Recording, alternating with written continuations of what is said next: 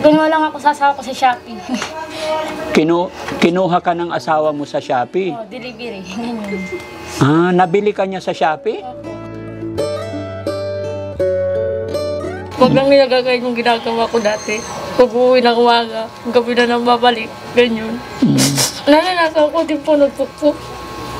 Naranasan mo? Nagpukpuk po dati sa Maynila.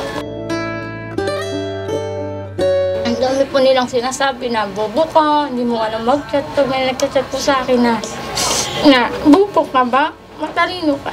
Gaganyan po na mga amo ko na bobo mo, wala kang pinag-aral.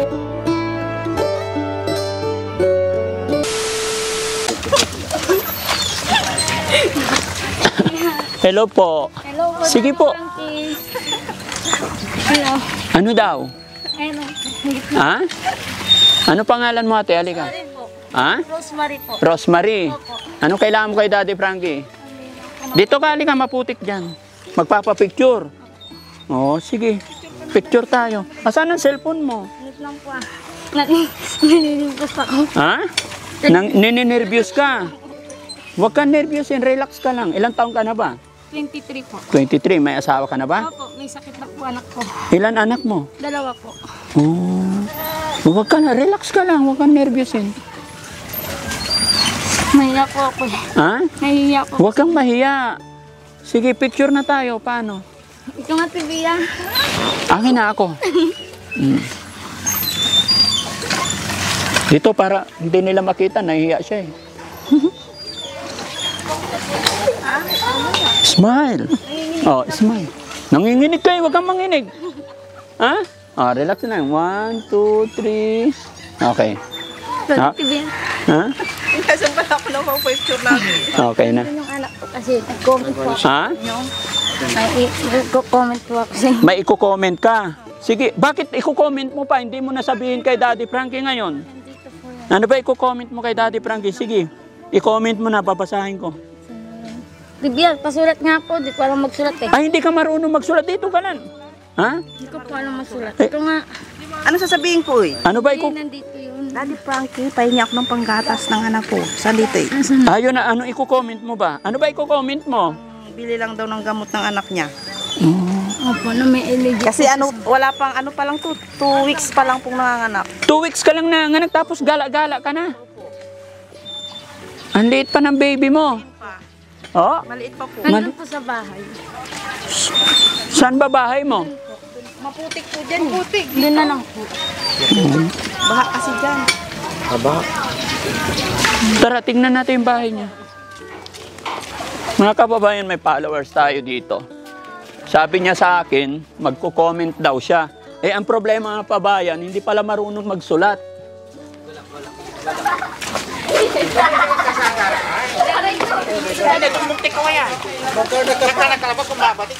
Saan ba? Saan? Samu. Saan? Dali. Saan? Dali. Hello po. Uy.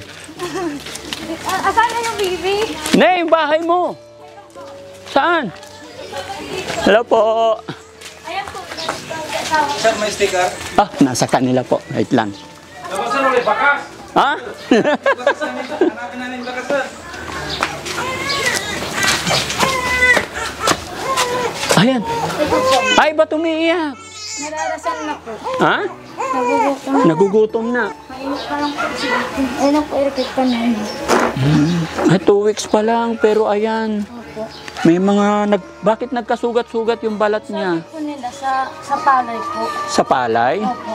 Bakit pumunta ka ba sa palay? Yung nagano po ako, naghakot lang po ako sa asawa ko. Natulungan ko lang maghakot. May isip po, yung asawa ko, minsan po, tinutulungan ko. Kapapanganak mo lang kasi, 2 weeks pa lang, tinulungan mo na yung asawa mo naghakot. Opo. Bakit? Dapat dito ka lang sa bahay. Yan, masipag po kasi ako. Ha? Masipag po. Masipag ka. Lapit ka kunti dito. Masipag po ako. Masipag ka magtrabaho. Minsan po, yung buntis pa po ako dito, naglalako ko ng talong. Yung asawa ko po nagpipitas, naglalako po ako sa mga baybahay. Pambili ng anak ko ng tinapay, yung panganay ko. Minsan po, pag wala po silang pera, tinapay na lang po, kape, ganyan, binibigay nila sa akin. Eh, yung ako po, wala po talaga ako pinag-aralan. Hindi ka napag-aral. Kinuha lang ako sa asawa ko sa Shopee. Kinuha ka ng asawa mo sa Shopee? Oh, delivery. Ganyan. Ah, nabili ka niya sa Shopee? Opo. Ah, bakit? Pinsan niya po. Kasi po yung dati po, ulila na po ako. Baby pa lang po ako. Wala na akong magulang. Tapos? Yung tita-tito ko na lang po nagpaalaki sa akin sa Maynila. Tay mo. Si Papa po, may asawa ng iba po yun. Matagal na po yun. Ay, nanay mo. Patay na po. Sanggol pa lang po ako. May sakit na po na TV. Yung pag umuwi po kami, tita ko lang nag-aalaga sa akin. Sige, padidiin mo muna. Bibigyan mo mo yan. Nandiyan po yung nanay ko. Andyan ang nanay mo. Oh, yung biyan ko na. Biyanan mo nandyan. Opo, masakit lang yung balakang minsan. Tinutulungan ko na lang din. Sabi niya nga sa akin, baga mo dati Frankie, tulungan tayo. Pambili lang ng gamot ko, masakit yung balakang ko. Kasi kung naaawa din ako, masakit yung balakang na dito. Saan ngayon yung asawa mo? Andyan po sa labas. Ano? Hala! Hindi, okay lang. Pero ang galing ng asawa mo, ano? Opo, Paano kanya nakuha sa Shopee? ganyan po sa pinsan lang niya po. Ah? Sa pinsan lang niya. Sa pinsan. Opo. Kaya po dati, yung amo ko po sa tayo, nananakit po yun, sinasaktan ako. Ay, bakit? Ano po yun, siloso ko sa asawa. Ayun po yun na yung asawa ko. Ayun o, Okay. may sakit po sa balakang. Hmm. Na, hindi pa ganyan sa akin. Baga mo dati Frankie, tulungan ako, pambili ko lang din ng gamot. Eh, ikaw, anong problema mo talaga? Ako po, magamot ko lang itong anak ko sa allergy lang po. Mapagamot mo yung anak mo sa allergy niya. Ay, Nalalasan ka na naman, oh. Minsan nga po, ako, naglalako ko ng gulay. Buntis pa lang ako dito. Baga nyo na, masipag ka pala. Ganyan talaga ako. Skarte ako, kapo. Pang nanako ko talong. Dahil, ante, bili ka rin talong. Kano, 10 na lang. Ba't ang dami? 20 mo na. Bigay ko sa'yo, 20 na. Nakakaawa ka. Umuulan pa yun, gumabenta ako. Minsan pagdating ko, pag may ulam na po sila, ang asawa ko, nagbibigay sila ng, bigay ko sa'yo na ng isda. Salamat, sabi ko sa kanila. Ay, ako, gusto kong makaaral. gusto mo mag-aaral? Wala na, may anak na ako. So, ano ngayon ang plano mo sa mga anak mo? Sila na nang makatapos, wala akong pinag-aralan. Sila na nang mag-aral ng mabuti para sila sa akin. Pag tumanda ako, matulungan din ako. Oo, sige na ha. Tutulog ka na ha. Naantok na kasi. Naantok na? Masakit wala pa ako dito. Nung nag-umpok ko lang ako doon sa tayo. No, yung bago lang po ako doon, mabait po amo ko noon. Nung nagtatagal na po sila sa akin, tinasaktan na po ako. No, minsan po, nililipasan na po ako ng gutom na magulo-gulo yung ano po, nibros ko lagi dito. Natatakutan ko. Kasi po yung amo ko, yung sobrang sakit pong ginagawa. Ginugunit ng ulo ko. Anong ginagawa sa'yo? Yung amo ko po doon. Oo. Ano po, pag nag-aaway po yung mag-asawa ko, lagi pong ano nila, nagtitiripan. Kasi yung ano po, sabi po ng tita ko sa Maynila, di ba bago po lang ako pumunta ng Pagisinan, mabait yung amo mo, sabi nila, mabait yan, hindi yung mananakit. Naminig, ano po nga yan eh, yung pandemic po, umuwi po sila ng mga anak niya. Tapos po ano yun, umuwi po sila. Yung tumakas na po ako doon, tapos pinabalik po nila ako. May nagampun po sa akin, na may nagtitinda din ng ihaw. Sinabi nga doon, asan yung alaga, katulong ko. Kasi po bago po ako pumasok, alam ko na style nila ugali, nananakit na. Tapos sinasaktan na po ako. Pinagsisilusan po ako ng anak niya, ng asawa niya na mag-anak ng kapatid po niyang si Man. Ano po, bago lang ako sa kwarto, nagpahilot po silang lahat na bade. Ginalaw po ako sa loob ng kwarto. Ano po? Ginalaw po ako. Ginalaw ka? Ng kapatid niyang si Man. Hindi na po ako nag-iklamo kasi po, baga niya, pag nag-iklamo ka, papatayin kita dito. Kasi hindi na po ako, ano po, yung tinandaan na po ako, tapos umuwi po sila ng Maynila. Tinukot ko yung amo ko nung bumalik. Kamusta na yung pamilya mo? Tinanong ako, kamusta na yung anak pamangkin ko? Wala na, pinatay na yun doon. Wala na, may kaso, sabi nila. Ako yung may baon ako sa utang. Sabi nila, pag magsusumbong ka sa magulang mo, sa mga tita mo, pag uwi mo sa Maynila, nakatabaong ka na.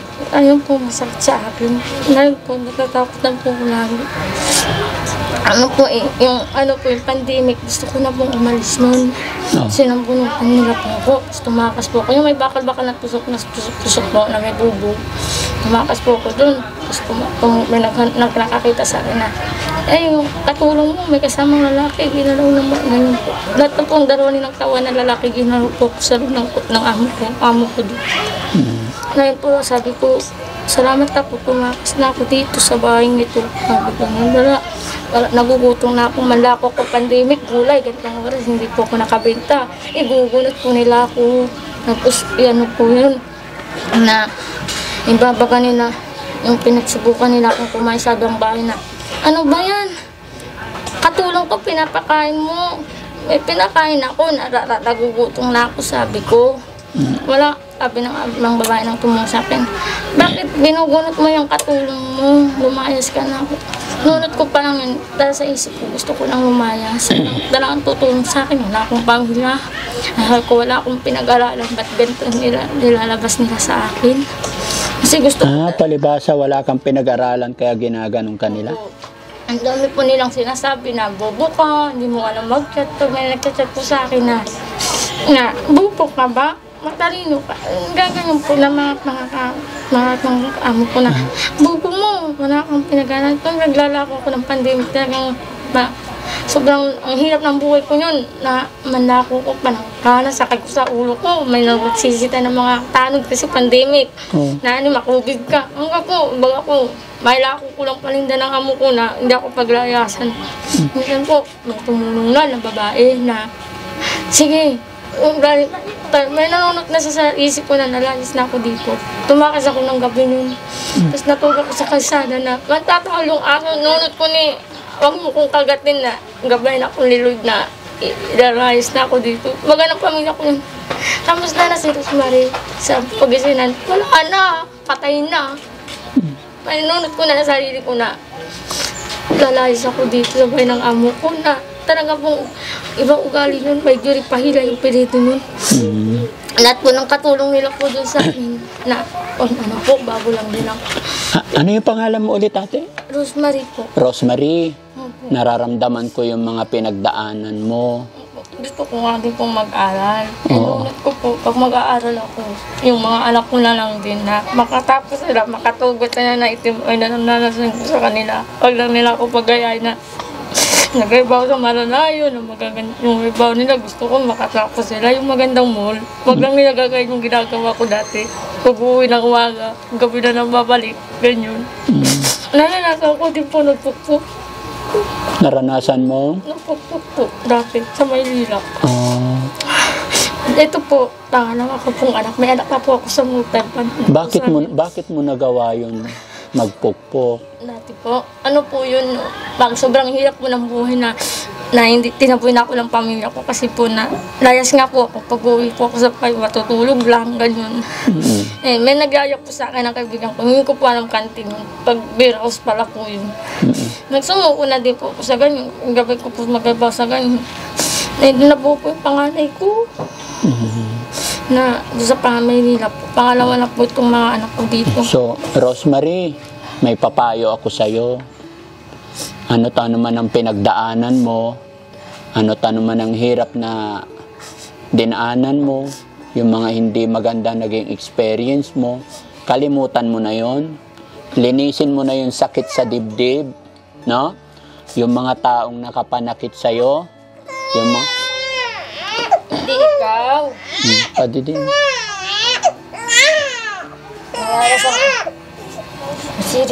Yung mga taong nakapanakit sa'yo, ipag-pray mo na lang, patawarin mo na lang sila. Tapos magsimula ka na ngayon. Total, may anak at may asawa ka, di ba? Sabi mo, mapagmahal naman yung asawa mo, masipag. Kahit hindi ka marunong magsulat, magbasa, magsikap na lang kayong mag-asawa, ha? Kalimutan mo na yung masama mong nakaraan. Kalimutan mo na yun, basta importante, huwag mong kakalimutan ay manalig kay God. Nagpe-pray ka ba kay God? Minsan po, nagdadasal na lang po ako. Siya lang ang tatawagan mo parati, ano? Pangalawa ang pamilya mo. At magtiwala ka. Hanggat ikaw ay nagtitiwala kay God, Hindi ka niya pababayaan. Magkakaroon at magkakaroon ka ng magandang future, lalong-lalo na hindi mo sinusukuan yung mga anak mo, ano? Ano ko sa kanila eh, pag nakatapos kayo, makaraos na ako, magandang buhay mo. Wala kayong magawa. Ang buhay ko na magaya ng sarili Pero ko. sa pera, marunong ka naman sa pera. Opo. Marunong ka. Pag 1,000 po, wala may bumili po kami ng ulam. Wala rin po bangos, di ba? 200. 900 ang sukli sa 1,000. Pagka alimbawa 1,000 pera mo, Yung iba po hindi ko alam. hindi mo na alam yung iba. Minsan po nanlako po ako ng gulay, pandemic, di ba doon po sa Tayog. Oo. Nabuhat ako, may 1,000 pong mga lew. Oo. Ang sinaliw niya, 2 agayok, tas 2 pabungaw. Nasubrahan ko ng sukli. Pinaglabiran pa ako ng amumo. Ba't kulang pa yung sukli? Kulang. Hindi ko alam, nagsisisa.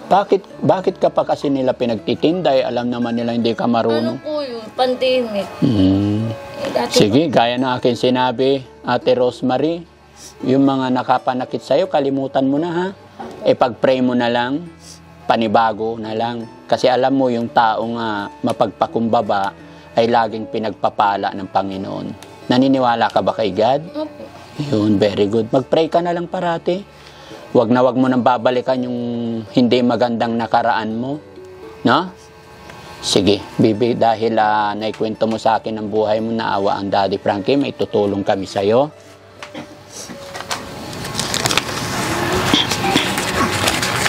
Andrea, papa mo, hindi sa labas. Lucas, tali mo yung tatay nga.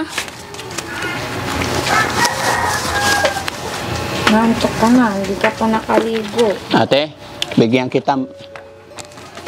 kitang pera para makabili ka ng gamot ng anak mo, ha? Ano ba sakit daw ng anak mo? Ano po, sabi po ng doktor sa kanya, lagi mong paliguan, yung panligo na po, mineral. Mineral. Oh, so may mineral naman kayo. Opo, yun po, kakadeliver ng kaluman. Hindi ikaw.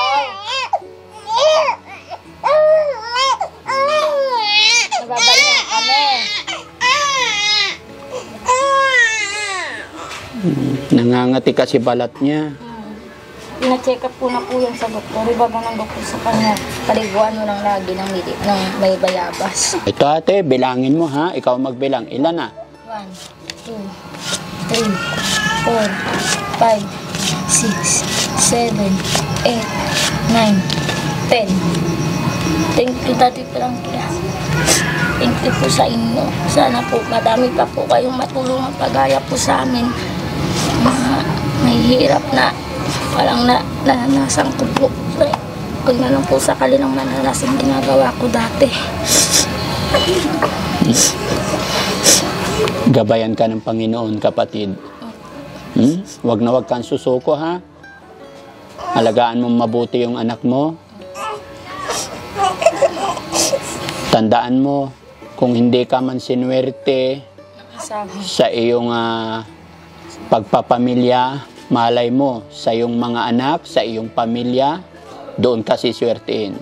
Kaya walang dahilan para sumuko or gumib up tayo, ha?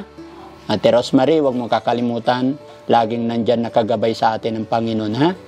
Maraming salamat din sa iyo. Mga kababayan, si Ate Rosemary, nandyan kami sa kabilang bahay. Tagal na pala niya akong inaabangan. Minsan po sa bayan nila. Dahil gusto raw niyang may i-comment daw siya sa akin, kaya lang hindi siya marunong palang sulat. No read, no write po siya, kaya hinintay na lang niya makadaan si Daddy Frankie. Kaya maraming salamat kay God dahil nagabayan niya kami, nagawi kami dito at nakita natin ang sitwasyon ni Ate Rosemary. Ayan, yung anak niya, 2 weeks pa lang, 2 weeks ba lang, nagbuhat ka na ng palay? Hindi po, nagtulong lang po. Tumulong ka sa asawa mo. Kaya pati anak mo nangati. No? Sige, ingat ka ha. Maraming salamat sa iyo. Laban lang. Ayan mga kababayan, maraming salamat po. Ayan, pakishare po yung mga videos natin mga kababayan para mas makatulong pa tayo sa ating mga kababayan kagaya ni Ate Rosemary. Ayan, maraming salamat. God bless po.